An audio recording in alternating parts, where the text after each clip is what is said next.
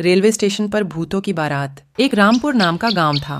गांव से कुछ ही दूरी पर एक भूतिया रेलवे स्टेशन था। गांव के लोगों का उस रेलवे स्टेशन से आना जाना तो क्या, उसके आसपास भी भटकते नहीं थे, क्योंकि उनका मानना था कि उस रेलवे स्टेशन पर भूत रहते हैं। हर अमावस्या की रात उस भूतिया रेलवे स्टेशन से भूतों की बारात निकलती है, वह भी पूरे गाजे बाजे के साथ। बारात में एक भूतिया दुल्हा अपनी पूरी पलटन के साथ गांव में आता है और एक जवान लड़की को अपने साथ ले जाता है। आज फिर वही मनूस अमावस्या की काली रात आ गई। घर में एक जवान बेटी है, कैसे मैं उसकी रक्षा करूं? घबराने की कोई जरूरत नहीं है। मैंने घर के सभी खिड़की दरवाजे बंद कर दिए हैं। कोई भी दरवाजा खटखटाएगा तो खोलना मत। आज हम में से कोई भी पूरा रात नहीं सोएगा। तभी दिनेश की बेटी रूबी बोलती है, पिताजी, मुझे कुछ होगा तो नहीं ना? मुझे उन भूतिया बारातियों के साथ नहीं जाना। मेरी बच्ची, तेरे माता पिता के होते हुए तुझे किसी से डरने की जरूरत नहीं है। पूरा गांव दहशत से अपने अपने घर में छिपकर बैठ जाता है। तभी गांव में ढोल और शहनाई की आवाजें आने लग जाती हैं।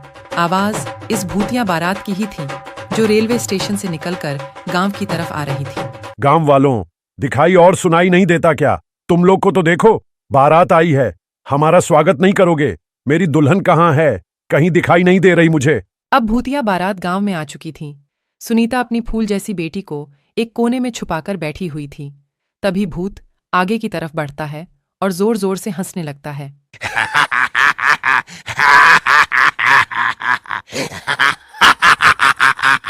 आज तो मेरी शादी है, बिना दुल्हन लिए मैं यहां से जाने वाला नहीं हूं। तुम गांव वाले मेरी दुल्हन को साथ विदा करते हो, या मैं खुद तुम्हारे मातम के साथ उसे अपने साथ ले जाऊं? गांव में पूरा सन्नाटा था, मानो गांव में कोई इंसान ही नहीं रहता हो। तभी वह भूतिया दूल्हा दिनेश के घर में दरवाजा तोड़कर घुस जाता है। तुम्हारा दामाद आया है, स्वागत नहीं करोगे अपने दामाद का? मेरी बेटी को छोड़ दो, वो अभी बच्ची है। उसकी अभी शादी की उम्र रही है। बेशक तुम मेरी जान ले लो। मुझसे झूठ बोलता है बुढ़े। कल तू ही तो अपनी बेटी के लिए दूसरे गांव में रिश्ता देखने गया था। मुझे सब पता है, सब पता है मुझे।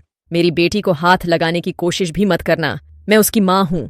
मैं अपने जीते जी अपनी बेटी की शादी एक भूत से नहीं होने दूंगी। फिर क्या था, उस भूतिया दूल्हे को बहुत गुस्सा आता है और वह रूबी के माता पिता को वहीं जान से मार देता है। रूबी अपने कमरे में जैसे तैसे छुपकर बैठी थी। छोड़ो मुझे अपने माता पिता के पास जाने दे। पर वो भूत उसकी एक नहीं सुनता। वो रूबी को अपने साथ उसी भूतिया रेल स्टेशन में ले जाते हैं। अगली सुबह होते ही प्रियंका और उसके परिवार के सांस में सांस आती है। कल तो हमारी बच्ची बाल बाल बच गई, पर जो रूबी के परिवार के साथ हुआ वह बहुत बुरा हुआ। ऐसा नहीं होना चाहिए था। पर हम कब तक अपनी बेटी की रक्षा करते रहेंगे? एक ना एक दिन तो वो भूत हमारी बेटी को भी उठाकर ले जाएगा। उस रात के बाद पूरे गांव में डर का खौफ छाया हुआ था। हर जगह मातम बिखरा हुआ था। गांव वाले मिलकर रूबी के माता पिता का अंतिम संस्कार कर देते हैं, लेकिन पूरे गांव वालों की जुबान पर बस भूतिया बारात की ही बातें थीं। अरे गांव वालों, ये सब कब तक चलेगा? वे भूत बेधड़क आते हैं और हमारी आंखों के सामने हमारी बेटियों को उठाकर चले जाते हैं, और हम बेबस लाचार बस देखते रह जाते हैं। दिनेश की बेटी रूबी हमारी भी तो बेटी थी ना? बिल्कुल सही कह रहे हो। इस गांव की हर एक बेटी तो हमारी बेटी जैसी ही है। उन सब की रक्षा करना हम सबका फर्ज है। हम सब गांव वाले मिलकर उस भूत का सामना करेंगे। तुम चिंता मत करना। वह तो सब सही है भाई, लेकिन हम कब तक अपनी बेटियों को कंवारा रखेंगे? जिसकी भी बेटी जवान और शादी के लायक होती है, पता नहीं कैसे उस भूत को पता चल जाता है और वह उसे उठा के अपने साथ ले जाता है। मेरी बेटी भी है और उसकी भी अब शादी होने अगले वाली दिन है। पूरा गांव मुकेश की बेटी प्रियंका के शादी में लगा था। एक तरफ सजावट तो दूसरी तरफ मिठाइयां बन रही थीं। अब फेरों का समय था। दूल्हा दुल्हन मंडप में बैठे हुए थे कि तभी अचानक रेलवे स्टेशन से भूतिया बारात गांव की तरफ आ जाती है। सभी गांव वाले भूतों को देखकर अपने अपने घरों में छिप जाते हैं। अरे गांव वालों, तुम सबने तो मेरा साथ देने का वादा किया था ना, और कहा था कि हम इन भूतों का मुकाबला करेंगे। अब क्या हुआ तुम्हारे वादे का? तभी मुकेश की बेटी प्रियंका और पत्नी शोभा भी वहां आ जाती हैं। तुम्हारा यह साहस कि मेरे बिना तुम अपनी बेटी की शादी करने चले थे। जैसे ही भूत प्रियंका के माता पिता को मारने वाला होता है कि तभी प्रियंका उसी भूतिया दूल्हे के सामने आ जाती है और कहती है, आप मेरे माँ बापूजी को मत मारिए। अच्छा, छोड़ दूं इसे? मैं बस एक ही शर्त पर छोड़ूंगा, अगर तुम मेरे से शादी करोगी। नहीं नहीं मेरी बच्ची, शादी के लिए तू हाँ मत करियो। तेरी शादी से अच्छा है कि यह भूत हमारी जान ले ले। माँ पिताजी, अगर इस भूत से शादी करने से आप दोनों की जान बचती है तो मैं यह शादी जरूर करूंगी। यह कहते ही भूतिया दुल्हा अपने बैंड बाजी के साथ प्रियंका को अपने साथ भूतिया रेलवे स्टेशन की ओर ले जाने लगता है। रुक जा मेरी बेटी, तू ऐसा मत कर। किसी गांव वाले की हिम्मत नहीं होती कि उस भूतिया बारात का सामना कर सके, क्योंकि उस बारात में एक से बढ़कर एक खूंखार भूत और चुड़ैल मौजूद थे। वहीं प्रकाश नाम का व्यक्ति अभी हाल ही में गांव में आया था और यह सब देखकर वह कहता है, ये ठीक नहीं किया हम सब ने। मेरी भी एक बहन है और उसकी भी उम्र शादी के लायक हो गई है। क्या उस प्रियंका की जगह मेरी बहन होती तब भी ऐसा ही करते हम लोग। गांव की बेटियों को हम यूं ही उन भूतिया बारातियों के हवाले करते आ रहे हैं। कल को मेरी सरिता का नंबर ना हो। भैया भाभी, मुझे बहुत डर लग रहा है। आए दिन इन भूतों का खौफ बढ़ता ही जा रहा है।